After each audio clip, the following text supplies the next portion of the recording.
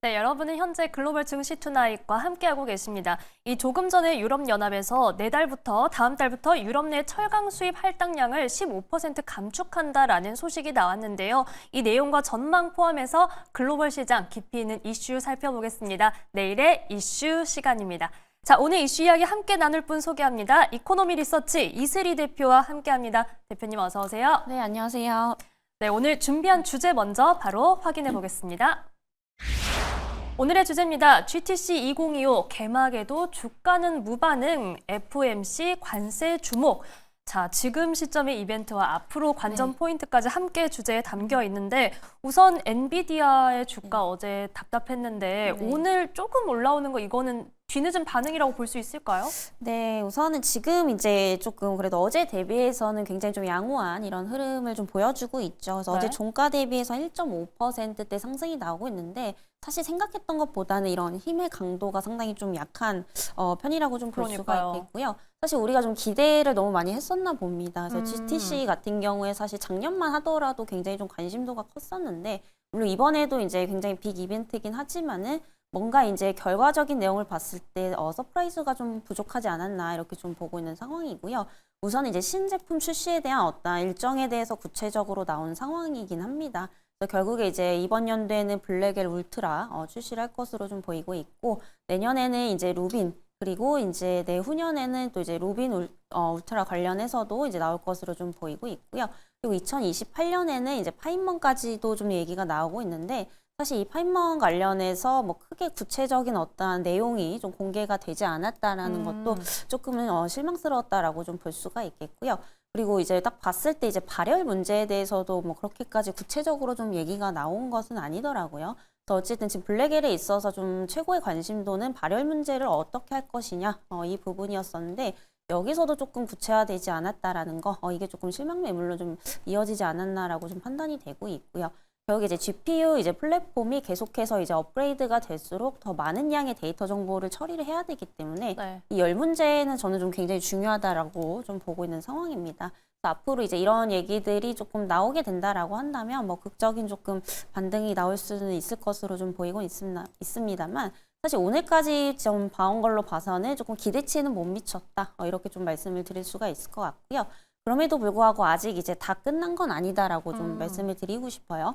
왜냐면 이제 20일에 또 이제 퀀텀 데이가 있죠. 그래서 아무래도 양자 컴퓨팅 관련해서도 이제 이벤트가 좀 남아 있는 만큼 그래도 이제 21일까지는 이번 주 21일까지는 좀 지켜볼 필요가 있겠다라는 말씀 우선 드리겠고요. 사실 이제 어제 장이 조금 하락한 이유가 뭐 이런 GTC 관련해서도 좀 이유가 있겠지만은 이 FOMC 관련해서가 좀 더 크지 않았나라고 좀 보고 있습니다. 그래서 잠시 후에 이제 또 FOMC 관련해서 이제 통화 정책에 대한 부분들 그리고 미국의 경기 전망이 발표가 될 것으로 좀 보이고 있는 상황이고요. 이에 따른 경계 심리가 조금 더 크게 작용했다라고 좀 판단이 되고 있습니다. 아무래도 이번에는 좀 동결일 가능성이 굉장히 좀 크다. 거의 기정사실화 100%라고 좀 보시면 될 것 같고요. 근데 사실 이거는 어느 정도 조금 예견을 하고 있기 때문에 지금 금리 인하냐 동결이냐가 중요하기보다는 앞으로의 점도표라든지 그리고 이제 파월 의장 입에서 나올 수 있는 앞으로의 미국에 대한 경기 전망 이런 것들이 좀 훨씬 더 중요하다라고 좀 보여지고 있고요. 이미 이제 미국 같은 경우에 작년에 점도표에서 금리 인하를 이번 연도 원래 4번이었었는데 2번으로 지금 줄인 상황이잖아요. 그렇죠. 근데 이 2번이 앞으로 이제 더 줄어들게 된다라고 한다면 만약에 이건 뭐 지켜봐야겠지만요. 당연히 이제 기술주들의 큰 타격을 좀 줄 수밖에 없기 때문에 이번 FOMC가 굉장히 좀 중요하다라고 좀 보여지고 있습니다. 한번 이 부분을 확인하시고 접근을 하셔도 늦지 않기 때문에 잠시 후에 있을 그 FOMC에 조금 집중을 해보시면 좀 좋지 않을까라는 말씀 드리겠고요. 그리고 이제 최근 들어서 관세 이슈도 조금 빼놓을 수가 없을 것 같습니다. 지금 기술주들이 흔들리는 게 사실 이제 단기적으로 오히려 GTC는 이제 그 촉매제가 될 수 있는데 워낙에 이제 전체적으로 뭐 경기 침체에 대한 우려 그리고 관세에 대한 부분들이 상당히 좀 크게 작용을 하고 있다라고 보시면 될 것 같은데요. 아무래도 이제 그 트럼프 같은 경우에는 또 이제 법인세 감면 연장을 또 할 것으로 좀 보이고 있죠. 이렇게 된다라고 한다면 이제 감세 연장으로 줄어드는 이제 세수가 거의 한 4조 5천억 달러 수준이라고 좀 보시면 될 것 같고요. 결국에는 이거를 이제 관세를 이제 인상을 해서 이제 메꾸겠다라는 어떤 의지를 조금 밝혔는데 사실 이제 관세로 이제 해서 얻는 이제 세수가 1조 9천억 달러라고 합니다. 여전히 뭐 2조에서 2조 5천억 달러 정도 수준이 좀 비는 상황이기 때문에 이를 메꾸기 위해서 조금 더 관세 압박을 더 크게 할 수도 있다라고 좀 판단이 되고 있고요. 이에 따라서 이제 4월 2일 상호관세 부과 직전까지는 시장이 굉장히 좀 크게 흔들릴 가능성이 높기 때문에 지금 조금 리스크 관리에 주의를 하실 필요가 있다라는 말씀 우선 좀 드리도록 하겠고요. 이에 따라서 이제 그 AI 관련주들을 조금 보시려면은 너무 이제 미국 쪽에만 좀 집중을 하시기보다는 한국도 있고 또 이제 미국, 중국 쪽 같이 이제 이렇게 좀 보시면 좋겠다라는 말씀 드리겠고요. 이런 말씀을 좀 드리는 이유가 최근에 이제 엔비디아가 굉장히 많이 떨어졌을 때, 특히나 이제 M7 관련 기업들이 이제 크게 하락을 했을 때, 오히려 이제 그 미국 내에 상장되어 있는 중국 관련 이제 기업들은 또 크게 상승이 나왔던 부분들입니다. 그러니까 예를 들어서 뭐 알리바바라든지 바이두 같은 경우에는 빅테크주들이 미국 이제 뭐 엔비디아 쪽에 빠질 때 오히려 이제 상승하는 이런 흐름들을 조금 보여줬었거든요. 네. 근데 아무래도 이제 AI 패권이 여전히 뭐 주도하고 있는 것은 미국이지만 지금 중국이 이제 도전을 하는 또 입장이다 보니까 이게 조금 이제 수급이 계속해서 뭐 좀 바뀔 수 있는 이런 흐름들을 좀 가지고 있다라고 좀 판단이 되고 있고요. 지금 완전히 조금 디커플링 되는 이런 현상들이 조금 나타나고 있습니다. 또 오늘 엔비디아가 오르니까 또 바이두 쪽이 한 번 더 흔들리는 이런 모습들을 좀 보여주고 있죠. 엔비디아 같은 경우에 여전히 조금 고평가 논란이 있는 그런 상황이기 때문에 추가적으로 또 빠질 수 있다라는 점. 그러면 이 자금들이 앞으로 중국의 AI 기업들로 또 옮겨갈 수밖에 없기 때문에 중국 관련해서도 좀 보시면 좋을 것 같고요. 대표적으로는 이제 바이두라든지 뭐 알리바바 같은 기업들 눈여겨보시면 좋겠다라는 말씀 드리면서 우리나라 역시도 최근에 어떤 흐름들을 보면 예전에는 조금 빅테크, 이제 미국의 빅테크 기업들의 방향성을 좀 그대로 쫓아가는 이런 모습들이었거든요. 근데 최근에는 이제 중국 시장이 어느 정도 좀 회복에 대한 기대감이 살아나면서 중국에 대한 영향도 좀 같이 받고 있기 때문에 그쵸. 오히려 미국보다도 굉장히 좀 잘 버텨주는 이런 모습들을 좀 보여주고 있어서 이제는 너무 미국 쪽만 집중을 하시기보다는 이렇게 주변 이제 우리나라라든지 중국 쪽에도 한번 분산하시는 이런 전략도 조금 고려해 보시면 좋겠다라는 말씀 드리겠습니다. 네, 우리나라, 미국, 중국의 이제는 분산 투자 전략이 필요하다라는 이야기 해주셨고 특히 중국 쪽에서 저희는 바이두와 알리바바에 대해서 좀 주목을 해보겠습니다. 자, 대표님 앞서 이 관세 이야기가 나왔었기 때문에 저희가 처음에 코너 시작할 때 언급드렸던 이 내용 한번 살펴볼게요. 유럽에서 이 철강 수입 할당량을 감축하기로 했다. 이게 지금 트럼프 정부의 관세 조치에 좀 대응하는 그런 움직임으로 보이는데 이에 대해서 좀 우리나라도 영향을 받지 않을까 이런 우려가 나오는 것 같거든요. 어떻게 보시나요? 네, 우선 이제 그 유럽 쪽에서 지금 아무래도 관세에 대한 부분들이 이제 그 트럼프 쪽에서 받다 보니까 이제 수입량을 줄이겠다라는 이제 얘기들이 조금 나오고 있는 상황이고요. 네. 그렇다면 지금 우리나라 기업들이 여기서 또 수출량에 있어서 좀 피해를 볼 수 있느냐 뭐 이렇게 조금 물어보시는 것 같은데 사실상 이제 전체적으로 좀 어떠한 분위기를 보게 되면은 우리나라 이제 관련 기업들이 사실 철강 쪽 같은 경우에는 수출도 하지만은 대체적으로 이제 내수 비중이 조금 큰 편이거든요. 네. 특히나 이제 유럽 쪽 같은 경우에는 비중이 뭐 북미양보다도 더 안 되는 그런 상황이기 때문에 이런 부분에 있어서 뭐 크게 그렇게 영향을 좀 받지는 않을 것으로 좀 보이고 있는 상황입니다. 이런 부분들은 조금 너무 걱정은 안 하셔도 일단 될 것 같다라는 말씀 드리겠고요. 다만 워낙에 이제 그 트럼프 같은 경우에 또 입장을 계속해서 좀 바꿀 수 있다 보니까 뭐 철강 관련해서도 앞으로 이제 조금 흔들릴 수는 있다라고 좀 판단이 되고 있고요.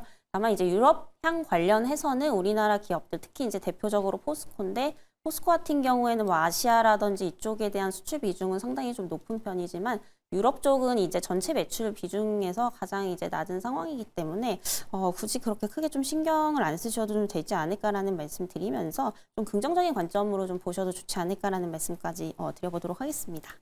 네, 우리나라 철강 기업들이 이 유럽 시장에 대한 비중은 크지 않기 때문에 너무 큰 우려를 할 필요는 없겠다라는 의견 주셨습니다. 자, 뭐 조금 우려를 하면서 여쭤봤었는데 그래도 다행히 안심할 수 있는 답변이 나왔고요. 관세 관련해서 하나 더 좀 여쭤보겠습니다. 이 미국에서 더티 15, 뭐 지저분한 15개 나라 이렇게까지 이야기를 하면서 지금 관세 폭탄에 대한 우려감을 좀 키우고 있는데 여기에 우리나라가 좀 포함이 되지 않을까 이런 걱정도 좀 나오는 것 같거든요. 일단 포함될 가능성이 높다라고 저는 일단 좀 보고 있습니다. 뭐 이제 실질적으로 지금 뭐 언급을 정확하게 뭐 한 것은 아니지만은 네.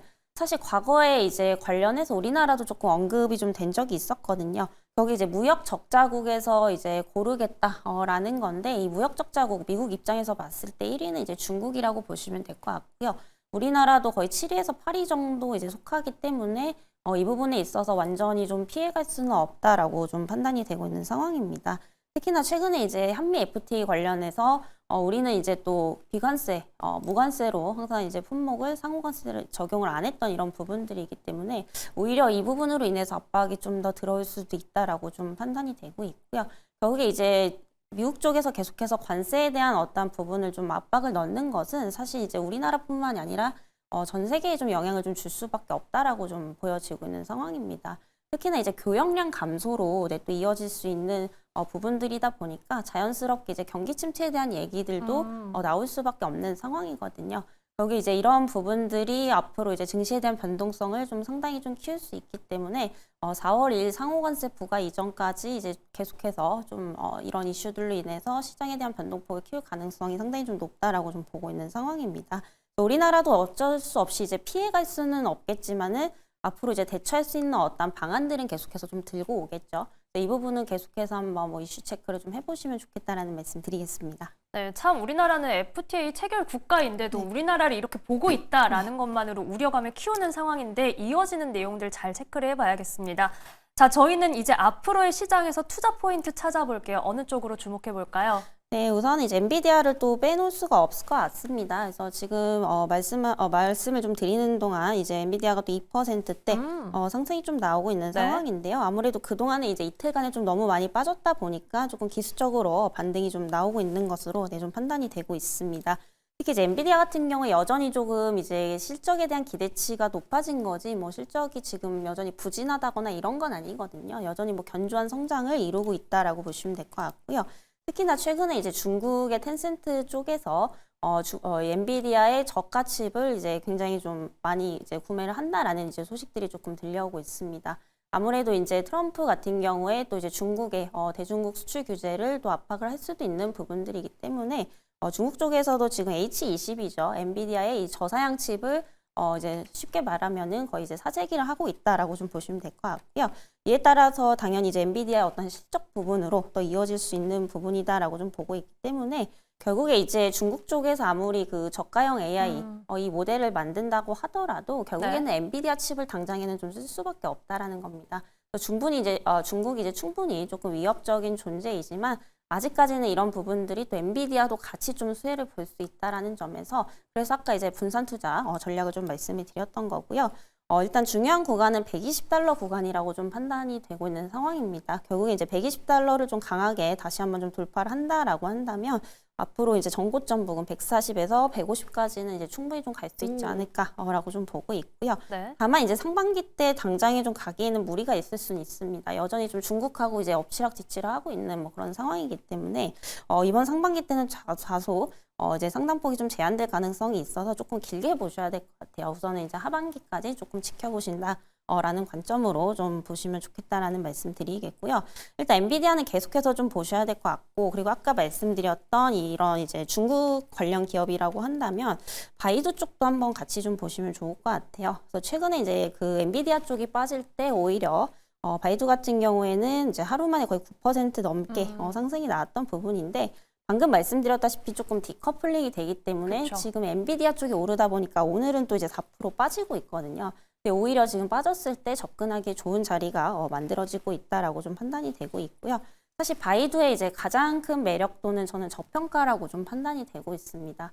최근에 이제 그 어니라는 이제 어니 X1이라는 이제 그 딥시크와 같은 저가형 AI 모델을 내놨는데 이게 지금 성능 자체는 딥시크와 굉장히 비슷한데 가격은 오히려 싸다라는 또 이제 호평을 좀 받고 있습니다.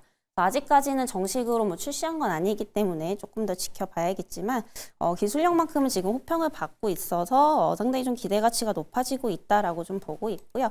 사실 이제 바이두의 가장 큰 매력도는 이제 알리바바와 같은 경쟁사와 비교를 했을 때 지금 알리바바는 1년 기준으로 거의 70% 넘게 많이 올랐거든요. 올랐죠.